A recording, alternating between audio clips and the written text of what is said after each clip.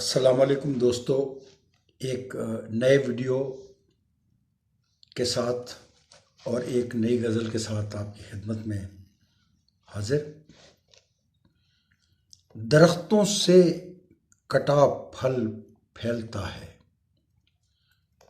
درختوں سے کٹا پھل پھیلتا ہے، اگر پھیلاؤ مقتل پھیلتا ہے۔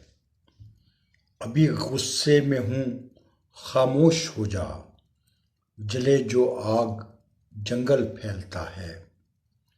ابھی غصے میں ہوں خاموش ہو جا، جلے جو آگ جنگل پھیلتا ہے۔ کڑکتی بجلیوں کے درمیان میں وہ دیکھو کیسے بادل پھیلتا ہے۔ میری آنکھوں میں سپنے جاگتے ہیں، تیری آنکھوں میں کاجل پھیلتا ہے۔ سجایا تھا جو ان آنکھوں میں خواب، سجایا تھا جو ان آنکھوں میں خواب، وہ روز و شب مسلسل پھیلتا ہے۔ اور تمہاری یاد کی خوشبو کا جھونکا میرے سینے میں ہر پل پھیلتا ہے۔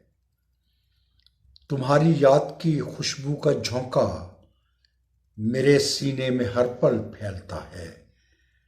نہیں گر تو طاہر یادیں کیسی، نہیں گر تو طاہر یادیں کیسی، کہ ٹاور ہو تو سگنل پھیلتا ہے۔